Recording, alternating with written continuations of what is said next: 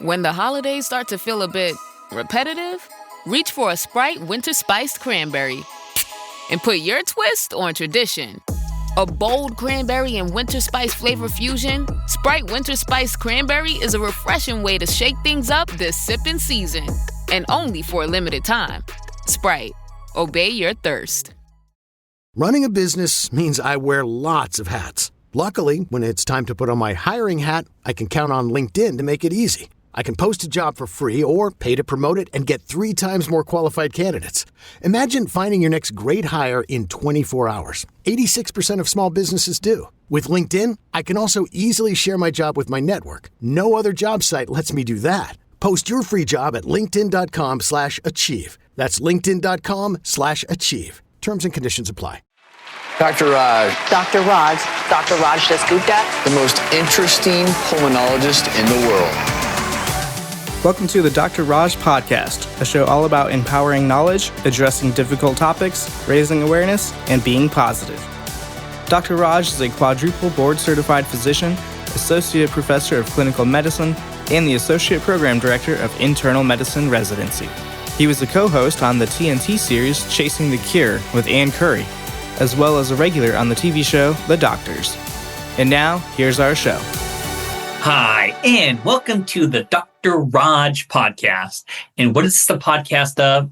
A podcast of happiness and wellness, of amazing people, of great stories. And today is one of my special episodes. Why? This is the inaugural first episode of this end of the year collaboration summary. I'm excited. And I always pick themes. And I think the theme of 2025 is going to be family. And because that's the theme for the day, I wanted to invite my podcast family to join me so we could do this episode together. Sounds good, everyone? All right. So let me kind of introduce the family together. First, in this corner, we have, now I always wanted it to be like that, you know, we have Becca Spahr. And Becca is a speaker and relational health educator. She is the guest host on the Dr. Raj podcast. And lately, we've been releasing her episodes monthly. So kudos to you. And second, we have Dr. Michelle Koolaee. She is a board-certified rheumatologist and clinical educator, and she started her own series called Everyday Rheum that is also going to be released monthly, so kudos to you. And of course, I'm Dr. Raj, and before we dive into the podcast today, because it's the end of the year and we have all these new fans and listeners, people are often asking me, like, hey, how did I get started in this podcast, and where did this podcast begin? So big shout out to Dr. Ted O'Connell, who actually is my colleague and friend in so many things. And he came up to me in 2020, and this is when the pandemic first started, and said, hey, Raj, I want you to start a podcast. And he was going to support it and finance and all these kind of good things. And I'm like, why me? Why do you want me to start a podcast? And he says, you talk so much. How can you not be doing a podcast? And so I said, I'm so busy. I'm overcommitting to everything. I think people can relate to overcommitting. And he's like, I don't care. And this is a sign of a good leader. He's like, I trust you. And I know you're going to make it work if you commit to it. So I did.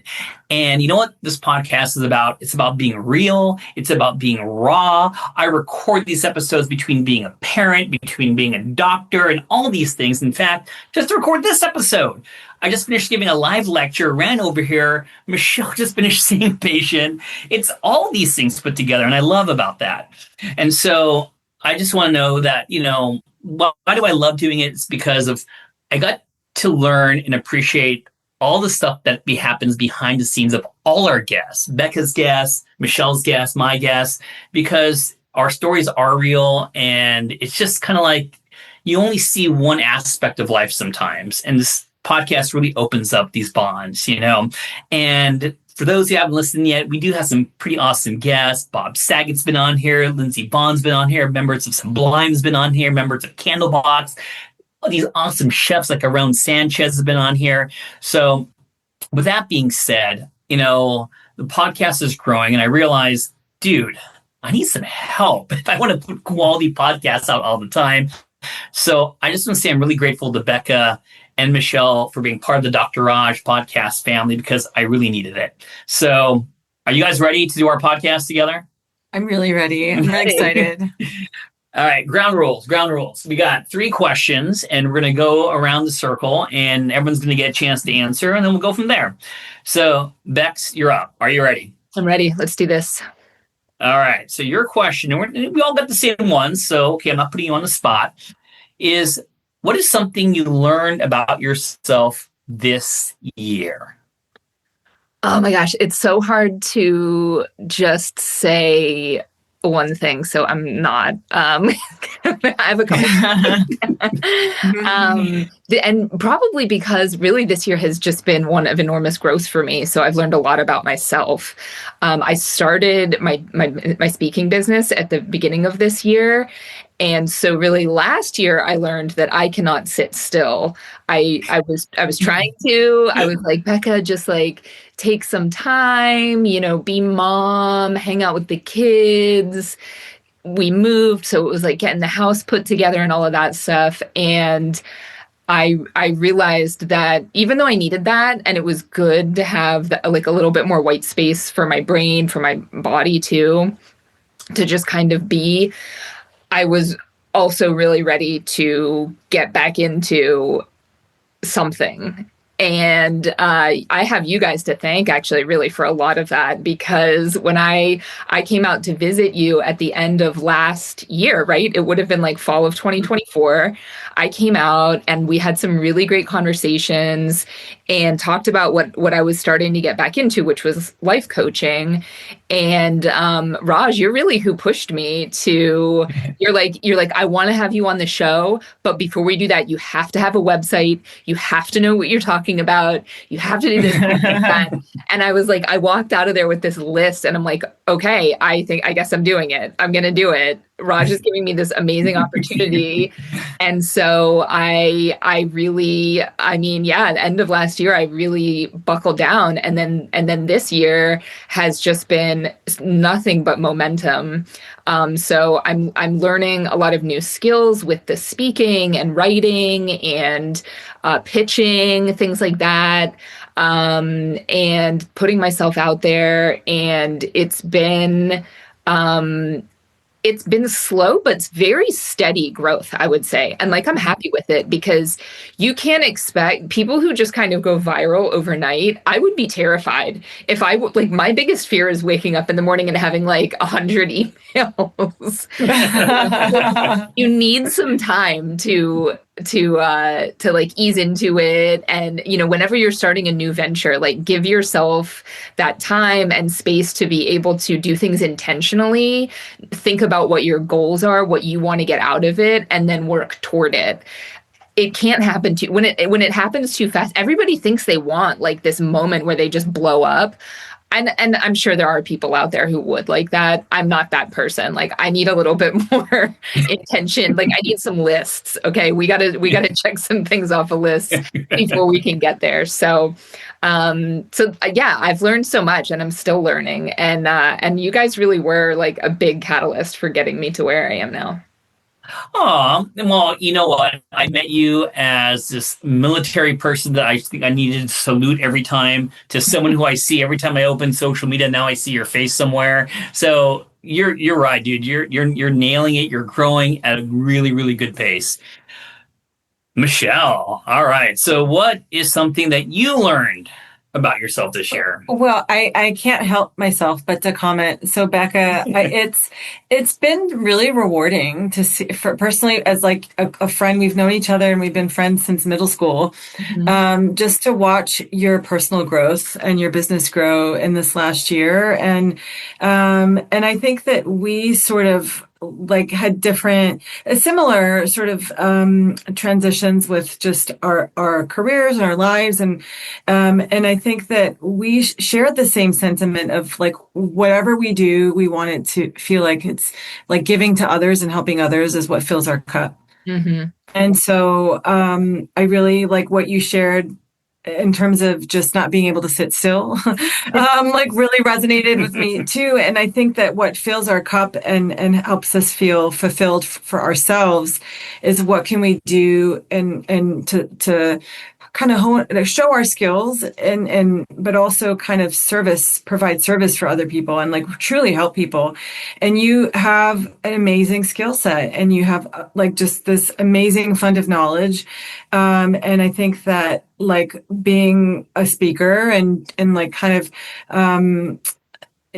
forming, creating and evolving and when the way that you have in this last year, it's just been really nice to see. So I just wanted to mention that.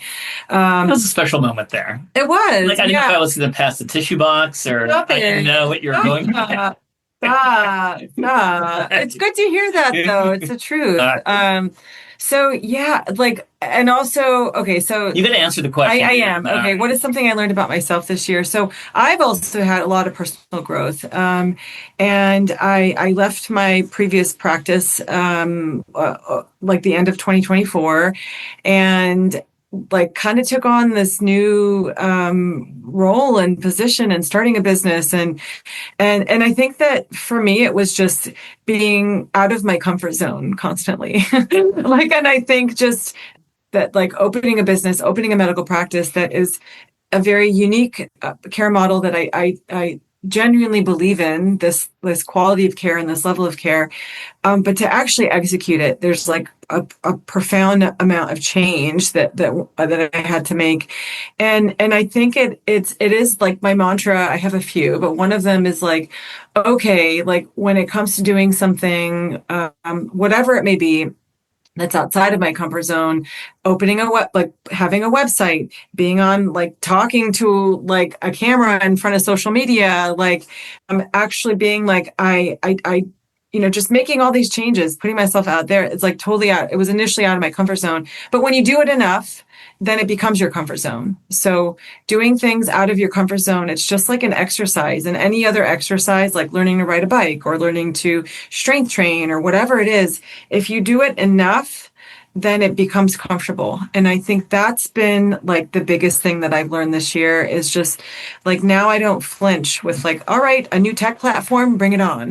Like a new EHR system, fine. Like it is just, but before I like recognize like before the 2024 me and 2025 me, 2024 is like, like another like EHR system. We have to learn it. So I think it's just been like, that's been like a big type of personal growth personally that, I've seen. Nice. So I'm going to round it off. I'll answer the question. So one thing I realized is that I so miss critical care medicine. So, you see it when you hear the podcast, quadruple board certified in internal medicine, which I'm doing right now. Sleep medicine really put me on the map. I'm always appreciative. I mean, who doesn't have asthma out there, but, my life, our life being with Michelle, it's about sacrifice. And because of our son who has autism and our two other kids, you can't do everything, you know what I mean? And critical care is tough because it's long hours, it's spending the night in the ICU. And we got new roles as doctors and whatnot to make sure we could try to be okay parents. And that's tough. So I wasn't doing as much critical care as I wanted to, but opportunity came to present itself. I'm working in an underserved downtown LA hospital. And I couldn't even tell you, and these shifts are like 12-hour shifts.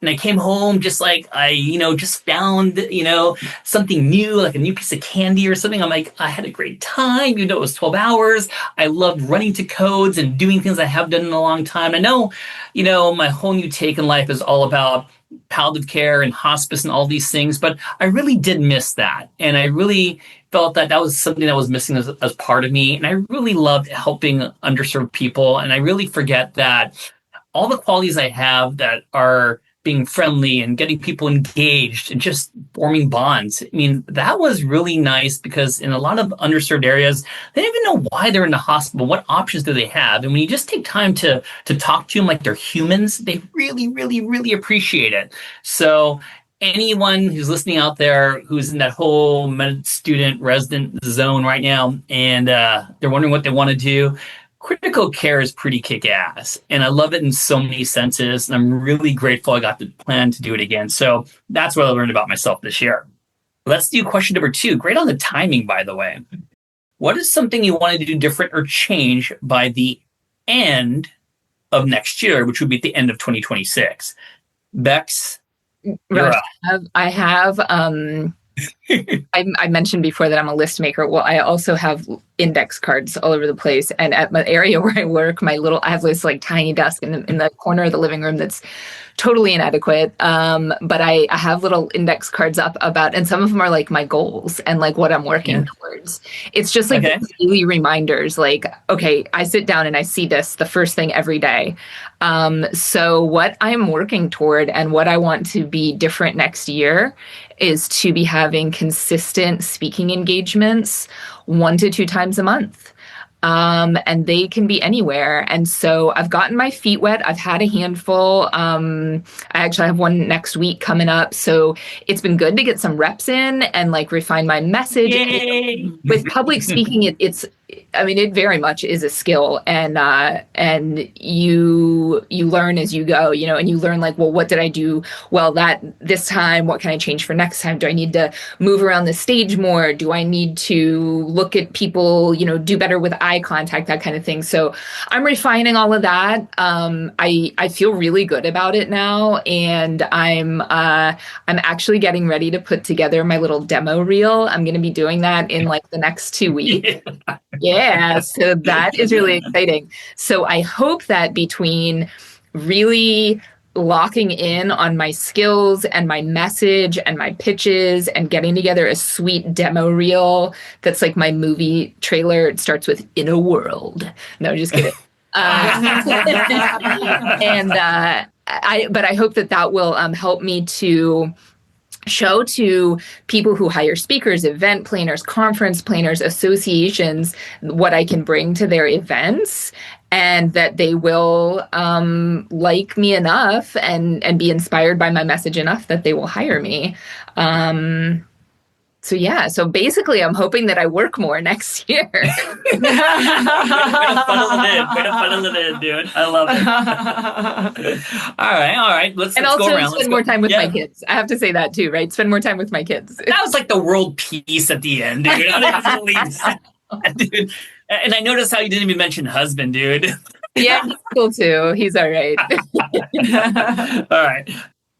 Michelle, what is something by the end of next year you want to be different or change? Yeah. So I think for me, I'm building this little, like this ecosystem, this community that in my mind of just like this oasis of care that you're just, things are convenient, and the experience of having a chronic illness and is not as stressful. And this is somewhere that like you look forward to going to your doctor's appointment here, not just like, I have to go to another doctor's appointment. So, in building that, it's a process, and I literally started from just like super, super small scale, just me, like, and I think just my goal for next year is just building a team and having it sort of quietly, slowly grow. And that's really rewarding. And that requires, again, new skill sets of like delegating, being decisive, being quick. And I'm pretty good at delegating and navigate with home because we have 3 kids. It's very busy. One has special needs. And so I think it's really like sharpening that skill set of delegating and kind of building a team, because that's really what's needed if you're going to build a community and a practice that is serving the people in the way that you want. I think that's going to be really important. So I look forward to that, just kind of seeing growth and like a little bit of a bigger scale. Cool. All right. I'm like excited for this question. So the things I want to change, I want to do one about society, one about me. So for the listeners out there, does anyone have, you could raise your hand, low back pain? Yeah, I see it. Everyone's raising their hand, dude. I have this horrendous low back pain that never goes away. And like my wife, Michelle, her answer is always, you got to work on the core, and it's easy for her to say. She wakes up like, God, 5 a.m. to go run up some freaking hill and like do these exercises. And so I said, you know what? I got to step it up. So I'm going to actually, I swear to God, I'm going to get this gym membership. It's called Anytime Fitness. They should pay me for saying that. And I'm going to go there and do my machines, and I'm going to have less low back pain. So work on the core. Michelle always talks about that's a key part in helping out chronic pain and disease. Hopefully she's right, because I'm going to put the effort to it. The second thing I want to say that I hope is different by the end of next year, I hope more people go to the movies.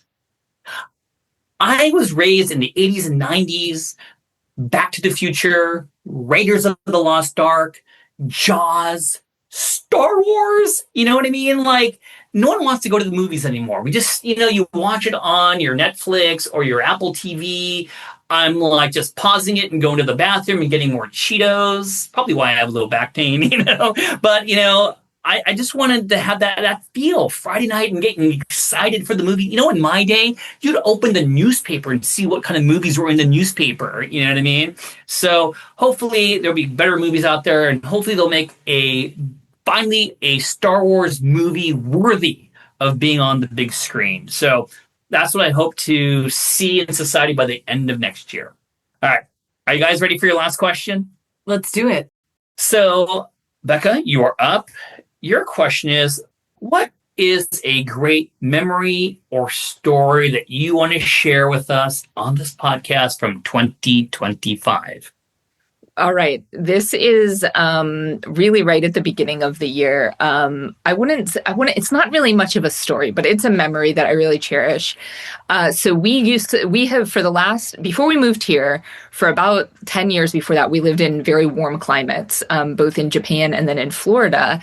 And so moving back to Pennsylvania, one of the things we as a family were looking forward to was having winter and actually getting to see the seasons change and experience, the crisp air in the fall and the snow and that. And then when we moved here, I was like, boy, I hope we get like a good winter with some like solid snowfall, because my kids are going to be really disappointed if they came here for winter and it was just cold the whole time and there wasn't ever anything fun. Well, we ended up getting a couple of pretty good snowfalls early this year, like several inches, 6, 8 inches, something like that.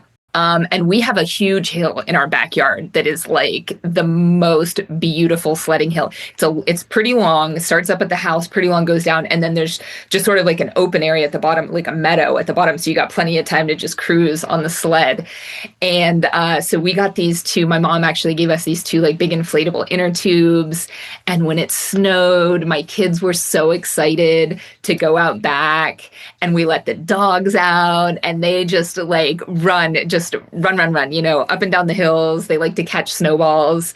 And just sledding up and down the hill. It's like, it's so fun. It's tiring because you're going, walking up the hill and then going down. And then we also have a creek in our backyard, which, because it was so cold, it froze almost solid. And one day my youngest daughter and I walked probably a mile up this creek, like on the ice, the frozen water of the creek, all the way, through, like, it basically goes around skirts our neighborhood. And in certain places you could see like the bubbles of the water under the ice. And it was that just like still very peaceful. Everything's white and gray. You can hear the bubbling of the water. And I took some videos of it. And I'm like, this is going to be my new like meditation soundtrack. This peacefulness. And it made me feel like we're in the right place for us right now. There's peace here. Our children are flourishing with, being able to be outside and play and just enjoy these little things in life, like sledding on a snowy day and then having hot chocolate when you come inside. So that's a really precious memory to me from this year. I like it. I love that. I'm getting a visual. No, that was really beautiful. Speaking of visuals, get my back on this, Michelle. I'm staring at Becca a little bit. I like her new hairstyle. Bex used to do the pullback pony and it scared me, remember? I don't know what you're talking But now she has a more like, hey, look at me. I'm kind of likable. That's my other growth. I have to tell all of our listeners that last year I showed Raj like a video I recorded like in my car. He's like, I really like what you're saying. Your hair needs to change. Because I used to just pull it back. I don't like it in my face, but yeah, I have short hair now. So. I like it.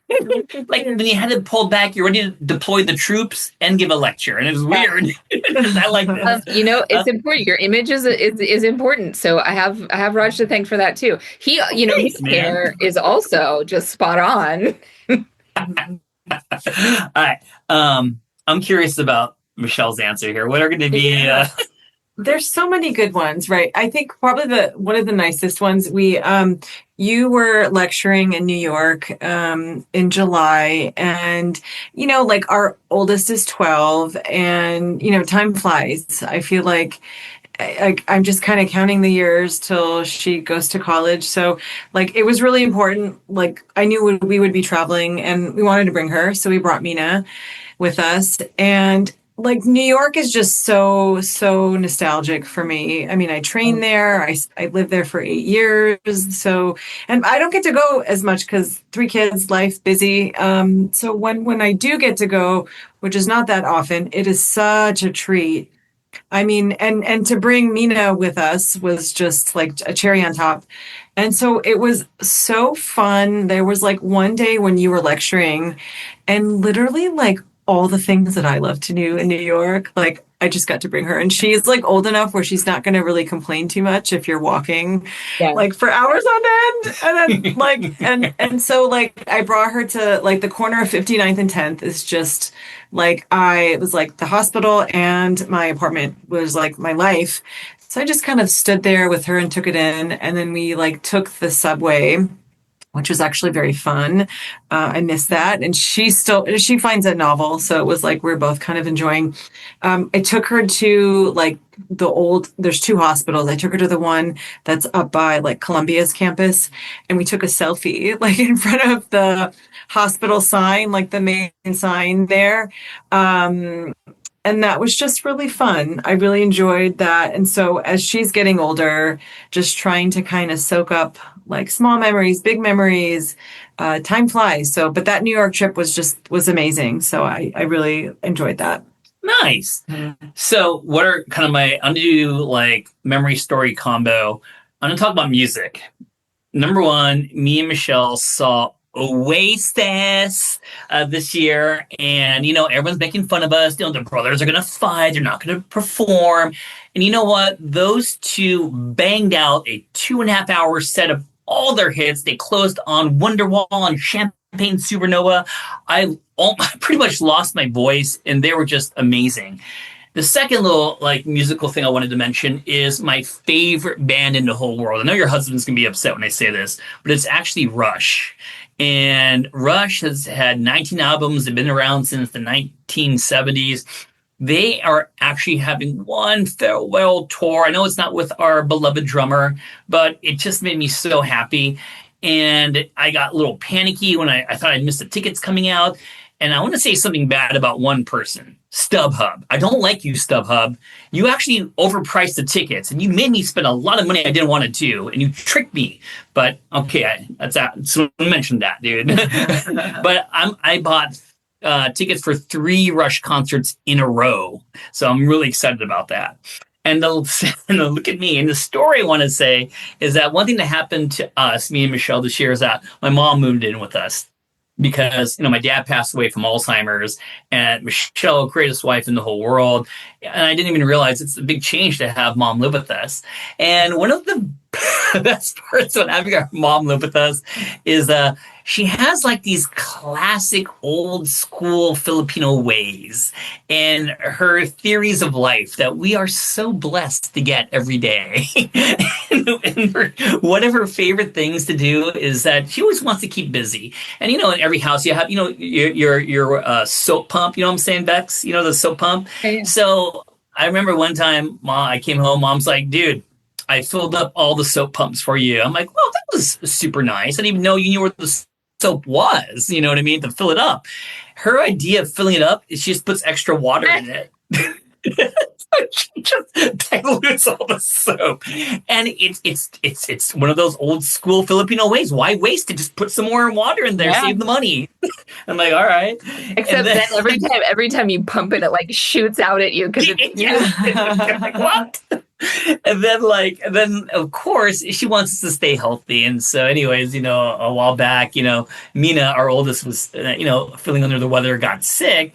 And then of course my mom hears this and she's like, you know why that happened, Mina? And I'm like, I got to hear this, dude. Why did it happen, Mom? It's because you don't dry your hair and it's wet and you walk outside with the wet hair. That's why you got sick.